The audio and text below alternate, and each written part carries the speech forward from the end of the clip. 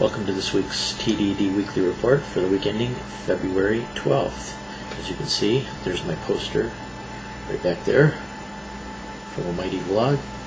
I was asked by my friend Chris on Facebook to start doing some more how-to videos like I have done in the past too, and the specific one he mentioned was one called Steganography. Well, there has been some updates lately to Steganography, and in case you've never heard of it, it means hidden or concealed writing.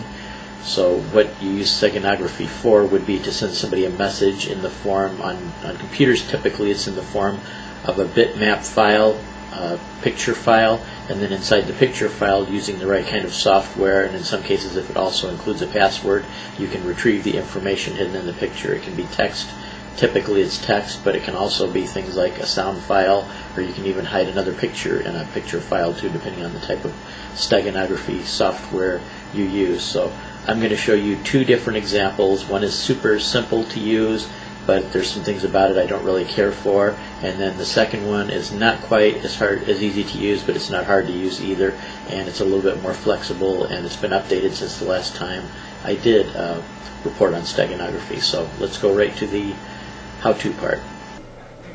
This first piece of software is called QuickStego from quickcrypto.com. I'll have the link to these files and where to download them in the descriptions. First we're going to open the image. We go and pick our image to open. Okay, here is our image. Then we're going to go and open text. Choose a text file. This is one on my desktop. It's just a text file about a weather report. Okay, there's the text file. Now we're going to hide the text, and you see in the bottom there it says that it's hidden the text in the image itself. So we go and click Save Image. The image is saved with a JPEG extension, but it's a bitmap file. What I'm going to do myself is change it to a .bmp, just to make it a little bit easier for myself. It'll work either way, with a JPEG or a bitmap. Then we'll close the program. We'll go back, open the program.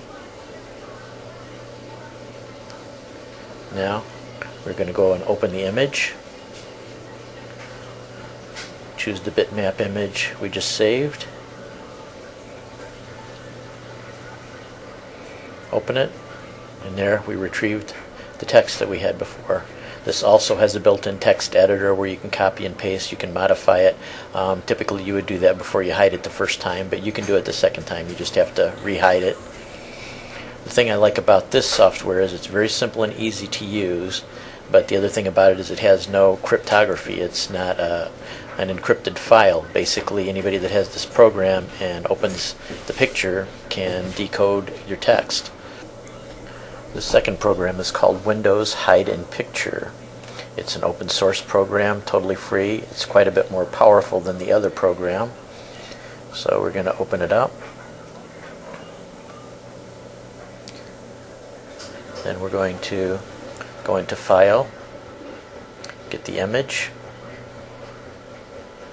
Now this has to start with a bitmap image, so that's the only thing about this program. It's a little difficult more than the others. You do have to start with a bitmap image, but that's not that difficult to do. Any software that edits photographs can save any photograph pretty much in a bitmap format. Now the photograph's going to look kind of funky, but it's not used to display photographs. That's not what this program is meant to do. I'll change the view and we'll see it in 100% here so you can see the picture itself is fine. There's nothing wrong with the picture, but when you display it in other resolutions it just looks funny, but it'll be fine. So now we're going to go up, click, and then we're going to retrieve the text file. This program can actually hide other files just besides text file. I tried it with a sound file and it did fine with that too. So we're opening the text file, same one we used before, just the weather service text file. Now this program also has a little more power too because it needs a password. Now if you're just doing for hiding the picture and you're not concerned, you can just use a simple password. I'm just going to use the password secret. But depending on the strength of your password, better security. Okay, it's going through and hiding the text file.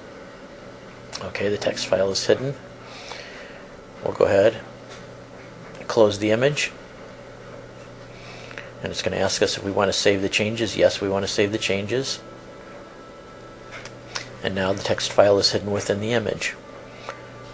So what we'll do, go back, open the picture file again. It's open. I'm going to resize it here so you can see better.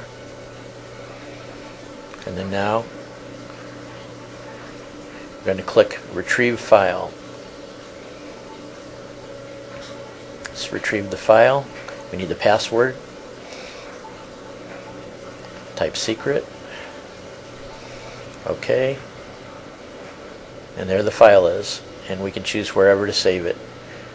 I can save it back to the desktop again, and obviously clicking Save, it's going to say, do I want to overwrite? No, because it's the same exact file, so I don't really want to save it on top, but I could save it to any location. What I like about this is it gives you a lot more options. It's a lot more powerful than the other one. Not quite as easy to use because you have to start with a bitmap file, but otherwise totally free and open source too. I think it's a very good program. It's the one that I choose to use when I want to use any kind of steganography program myself. Now remember, with steganography, like any other security tool, the secret is how well the information is hidden. In the case of the first program, Quick Stego, you have to install it onto your computer. And for somebody that knows a little bit about security, that's like a big red flag saying, if they look in your programs file, hey, there's a Quick Stego in the programs file there, I kind of think that maybe there might be some pictures with hidden information. So be aware of that. I would not use that necessarily as a program to hide information on my personal computer, and more as a communication tool if I was sending pictures back and forth that I wanted a hidden message in the pictures. Whereas the second program, the open source Windows Hide in Picture, that also uses encryption for the text file itself, and it's a standalone program. You don't have to leave it on the machine. Once you download the program and unzip it into a folder, you can take it and put it in on a thumb drive. You can even change the first part of the name of it to make it not have the name WINHIP for people that know the program name. You can change it to whatever name you want, just leave the .exe at the end. So much better as a standalone program for security. It doesn't put that red flag up that, hey, I'm using steganography software here, start looking at my picture files. So anyway, I hope that's of help to people. I love doing the how-tos. If anybody has any requests for any more how-tos, I'd be happy to give it a try if it's something I know enough about. So take care, everybody, and I will catch you next week.